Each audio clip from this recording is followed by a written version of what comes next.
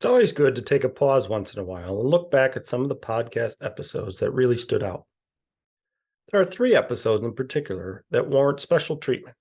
One such episode is our very first episode called Data and Information Management Challenges. I will say, it is still true today that we get phone calls from potential clients that say they can't find what they need when they need it. This general statement is vague, yet so important. What information management challenges surround the problem of not being able to find what you want when you want it? What can you do to fix this problem? Once you determine that you want to take a stance and get organized, increase efficiency, and reduce the risk of unwanted, unnecessary documents and data across your organization, this episode will get things started. So let's take another listen to Data and Information Management Challenges. Hello, thank you for joining us. This is What Counts, a podcast created by Trailblazer Consulting. Here we highlight proven solutions developed through our experience working with companies across various industries, and we talk about how you can apply these solutions to your company. We share our experience solving information management challenges like creating and implementing a records retention schedule, creating an asset data hierarchy, or helping with email management. This is Lee, and in this episode, Maura and I will discuss how to face an information management problem within your organization. Thanks, Lee. This is Maura, and I am excited to get started on how do you face an information management problem. You're sitting in your office and you realize you can't find a document that you need. You've gotten a third email from a colleague in another part of the company asking you for the same information. It's been happening every 3 weeks for the past 2 months. And you're wondering, there's got to be a better way. This is often when we get a call. We're information management consultants, so we hear from people in a lot of different companies who have a lot of different questions. They all come down to, we can't find what we need when we need it. How can we make that better? Even if you're in the company and you're not looking for consulting help, you still have that same challenge. We can't find what we need when we need it. How can we make this better?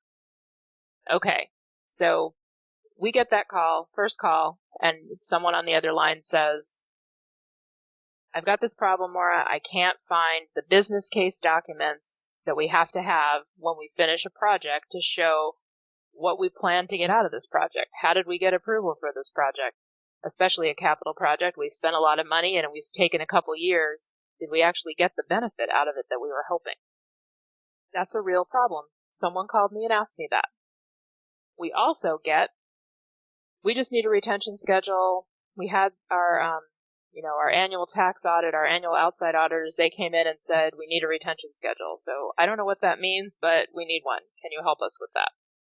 Or it could be, we've had an emergency and we couldn't find the information that we needed to respond.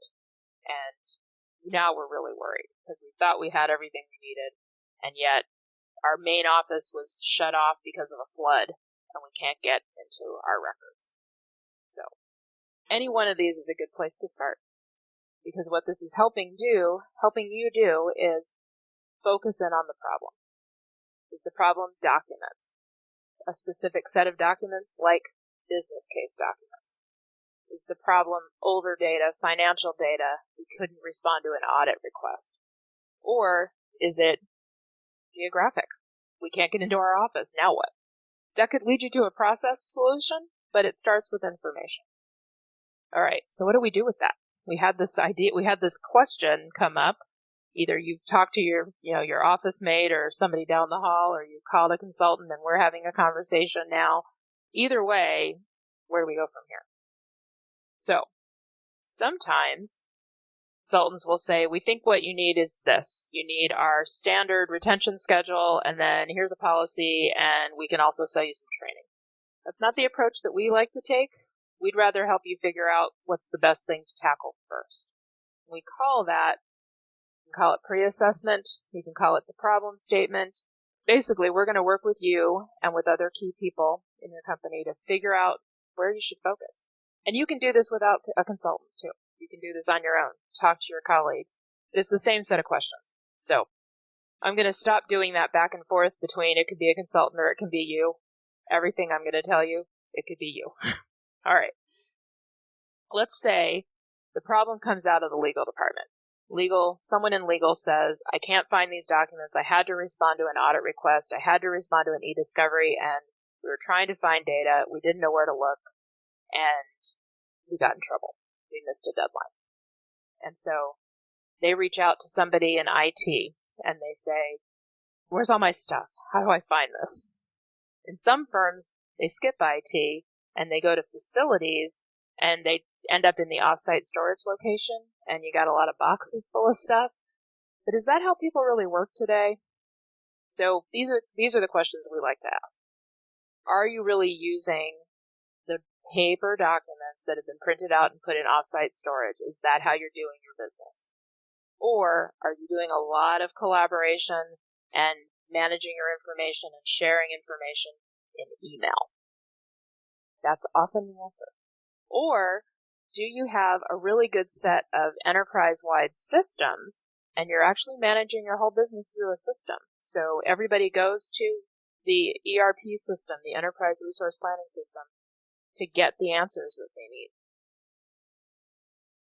Each situation is different. And depending on the answers to that first question, that helps you move to the second question. One of the things that we like to do when we come into a client is something called an assessment.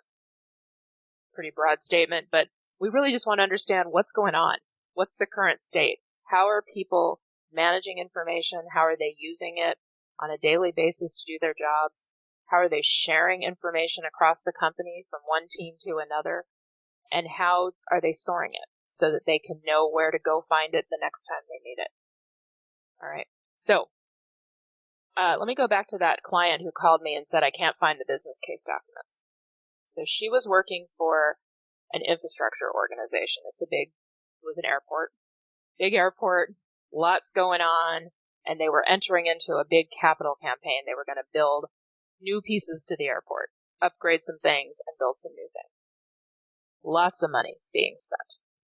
And each project had its own separate business case. And each little group in the airport was advocating for one project over another. And there was a process. They had put in place a pretty strong process around how did business cases get approved.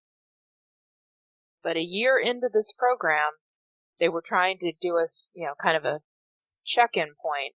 Were they getting what they wanted, what they planned out of the projects?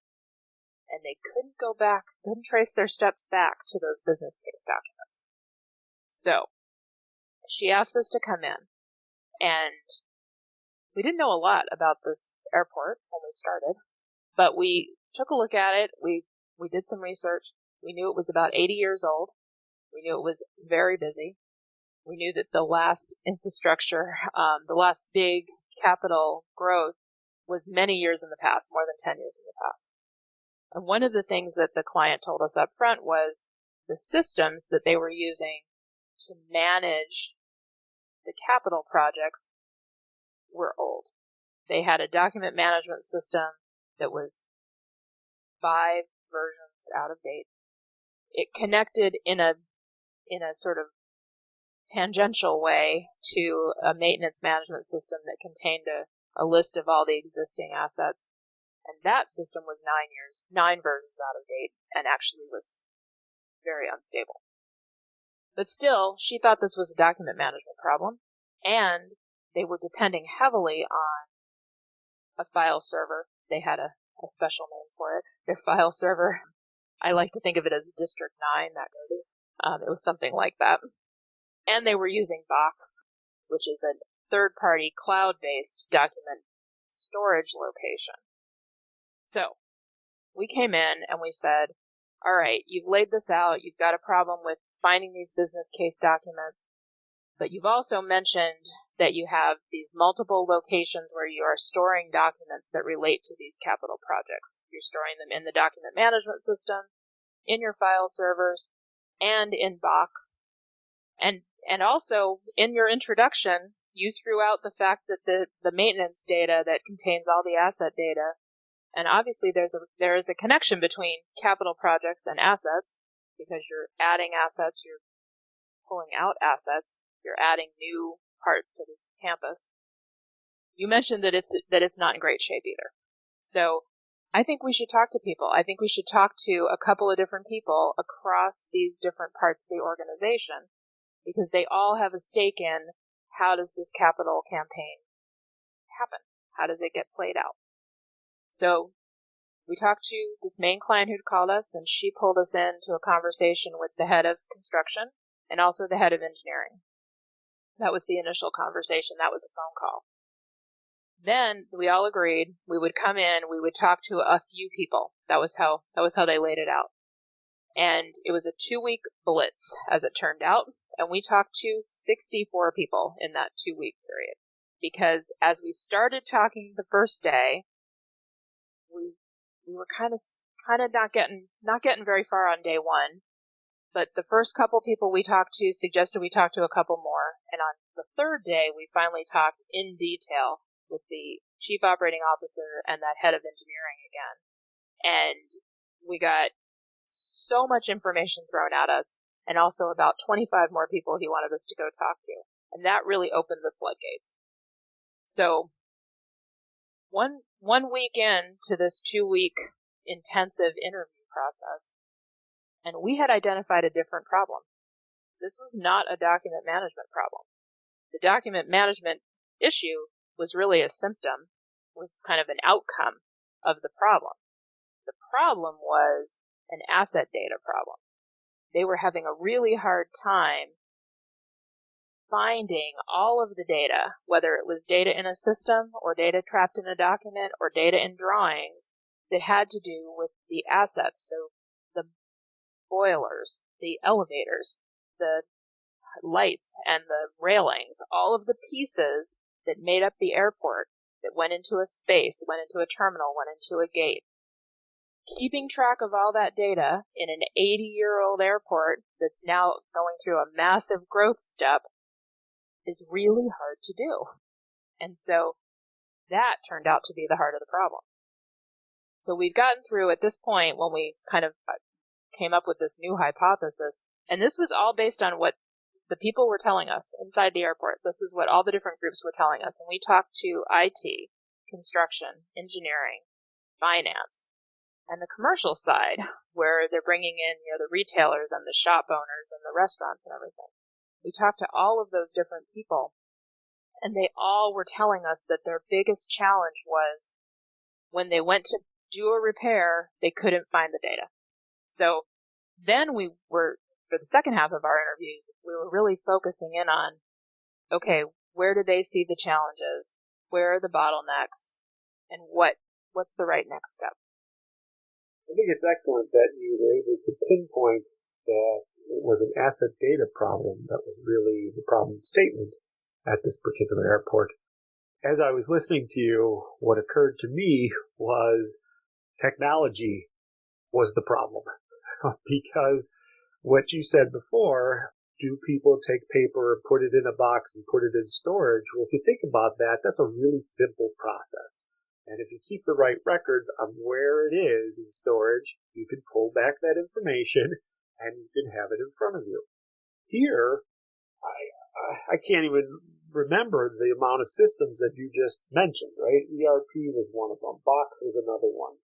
File servers, maintenance management system, a document management system, email, content, enterprise content management, contract management, SharePoint. I mean, these are all systems that contain documents.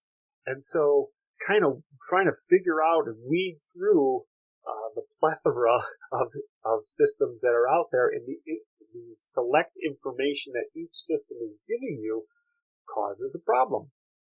It causes people to get confused, especially when you're talking about department to department, possibly using different systems in each department to house their particular data. And it does take an analysis of the workflow, an analysis of what's the handoff, the appropriate handoff from department to department as well, so that you can gather the correct information when needed. No, you're right, Lee. Technology does breed complexity, which is ironic, I think. Usually you're trying to introduce technology to simplify things. Intuitively, we think, oh, we'll just scan that and and that'll make it easier. Can't tell you how many times people tell me, oh, well, I just scanned that. But when you ask them, where is it? Well, how did you scan that? Where did you put it? And how did you name it? Because I just scanned that. If you scan something on a hand scanner, a standalone scanner, it gets a file name that means nothing. XYZ1234567 is a typical file name for a scanned object. It might have the date you scanned it in there. It might not. So then where do you put it? Oh, I put it in the folder that's called Mora. Well, how many things are in the folder called Mora now? So that's what happened here at this airport is people were storing things in their own file folder on their share drive or on their personal network drive. And then if they needed to give it to somebody else, they would email it, or they would put it in Box, or both. Sometimes they would email it, and then the person couldn't find it, so they put it in Box. When you were listing out all the things that I had mentioned, that was not even the tip of the iceberg of all the systems that we ended up uncovering during the course of this project.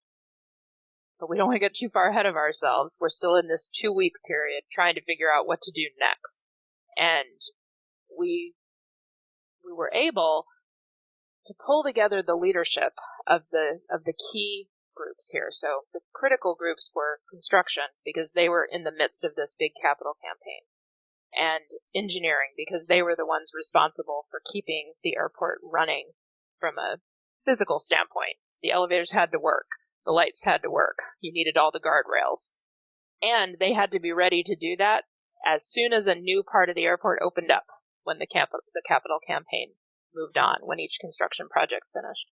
And so those two were our co-sponsors for the project that we took on after this.